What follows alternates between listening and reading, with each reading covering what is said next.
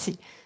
Merci beaucoup Daniel, merci pour ton invitation. Je suis là depuis ce matin, je suis très impressionnée et j'ai l'impression de ne pas avoir grand-chose à vous apprendre. Landois, ça s'écrit L-A-N-D-O-Y, c'est la contraction de Adolphe Landry et Louise Duroy qui sont les deux premiers démographes français. On est content, il y a un homme et une femme qui ont travaillé en fait sur ces évolutions qu'on observe depuis ce matin et dont on parle depuis ce matin. Le club, en fait, c'est un regroupement d'entreprises qui, peut-être par peur, qui a été un mot beaucoup utilisé ce matin, ont décidé de travailler ensemble sur ce sujet. Elles, ce sont plutôt des entreprises de grande taille en termes d'emploi, en tout cas. Et c'est peut-être aussi des entreprises qu'on attendait moins sur ces sujets, justement des seniors.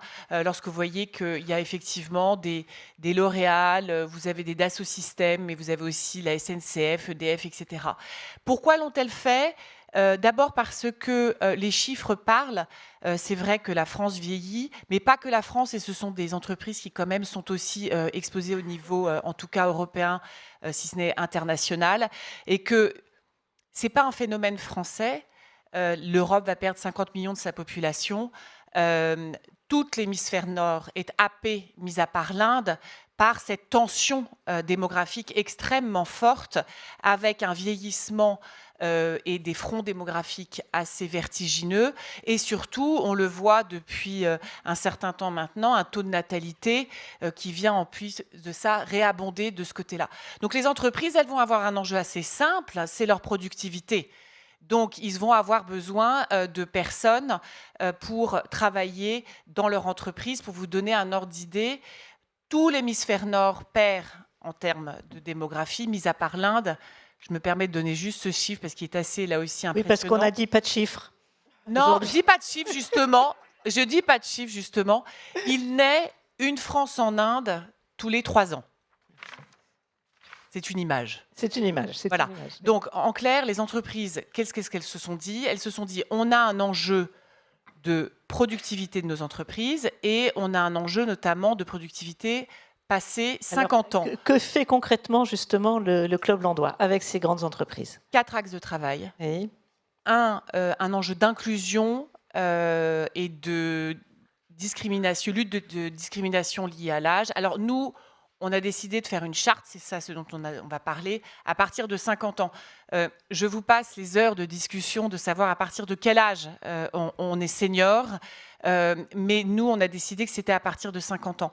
Cette charte, c'est le fruit d'un travail de 32 entreprises qui ont travaillé collectivement pour rendre accessible en 10 points un programme de mise en œuvre qui ne demande pas de moyens, mais une mobilisation de son entreprise pour pouvoir le déployer.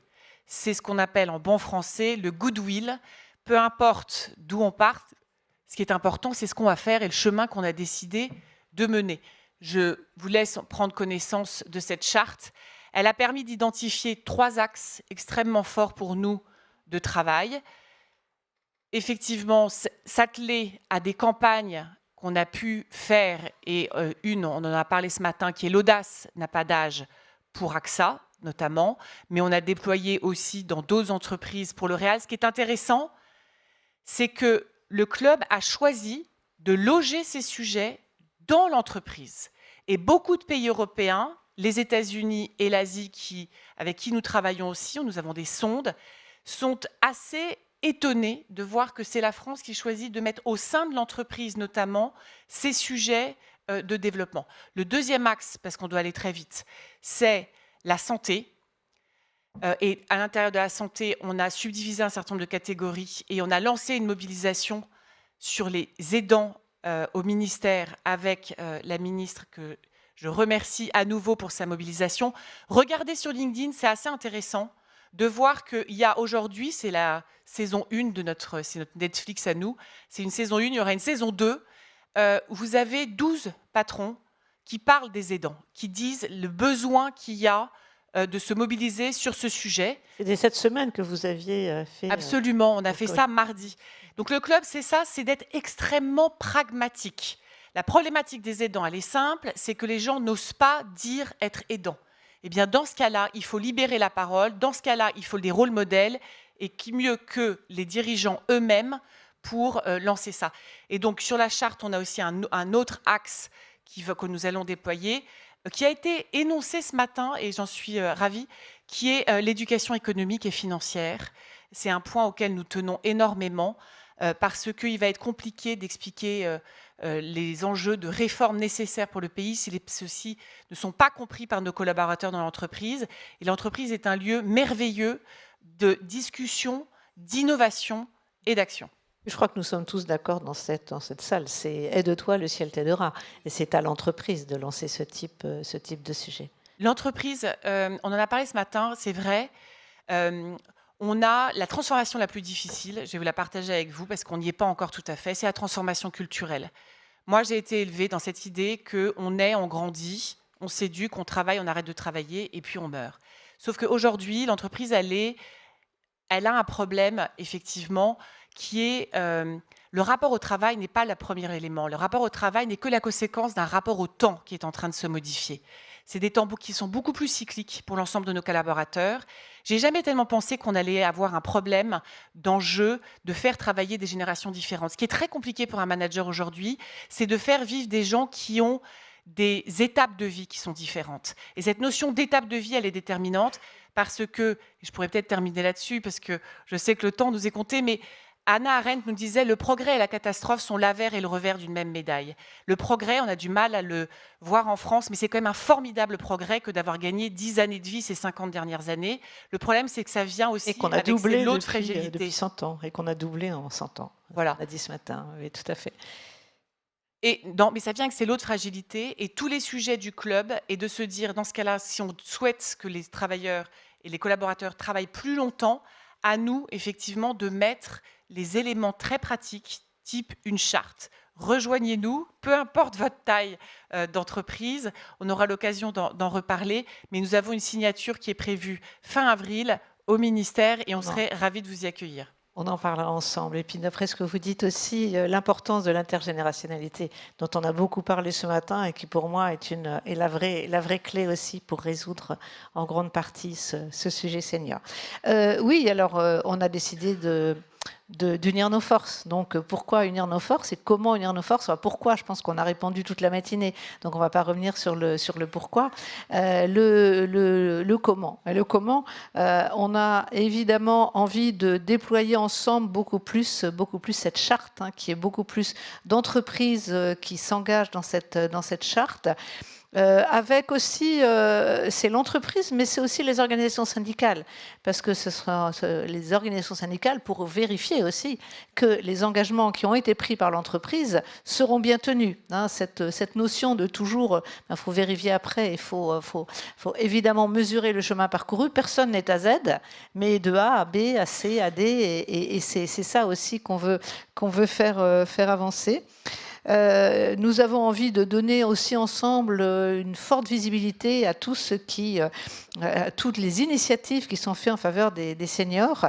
Et puis, deuxièmement aussi, je pense qu'on voudrait vraiment élargir les indicateurs pour réussir à dresser un vrai panorama des seniors de deux façons différentes. D'une part, aujourd'hui, effectivement, tout ce qui est fait, les indicateurs qui sont mis en place par le club, il y en a 5, on en a déjà parlé tout à l'heure, donc je ne reviendrai pas là-dessus. On va d'une part dépasser très largement les 33 entreprises du club. On va ouvrir ces indicateurs à l'ensemble des salariés d'AEF, donc nous on en a 25 000, donc enfin c'est 2500 entre 2500 organisations. Ce qui est intéressant, c'est 2500 organisations quasiment moitié public ou parapublic et moitié privé. Et ce que je vous disais aussi ce matin en introduction, ce qui est très intéressant, c'est qu'on a aussi beaucoup de personnes du public, même des rectorats, des universités, des préfectures qui sont là aussi ce matin.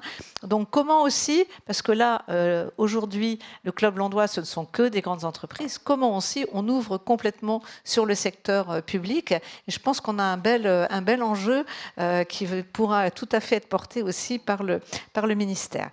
Et puis deuxièmement, c'est ajouter un certain nombre d'indicateurs. puisque là, il y en a 5. On va travailler sur des nouveaux indicateurs. Déjà, nous, ce qu'on peut apporter, c'est beaucoup d'indicateurs macro que nous avons d'ailleurs mis en évidence dans le livre blanc.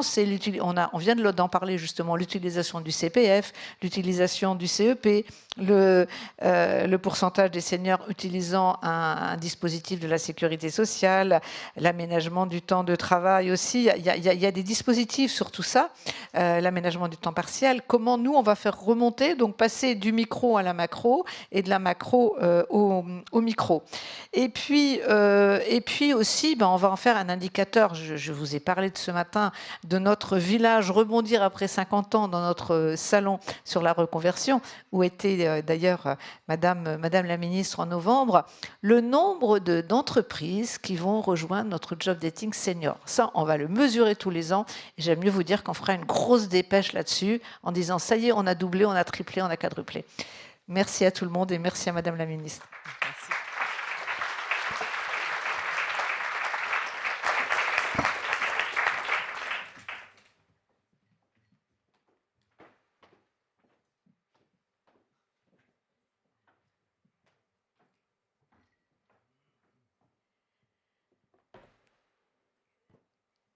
Cher Daniel, cher Sybille, cher Hubert Mongon, Madame, Monsieur, on a dit pas de chiffres, donc je ne vais pas revenir sur les chiffres, vous dire simplement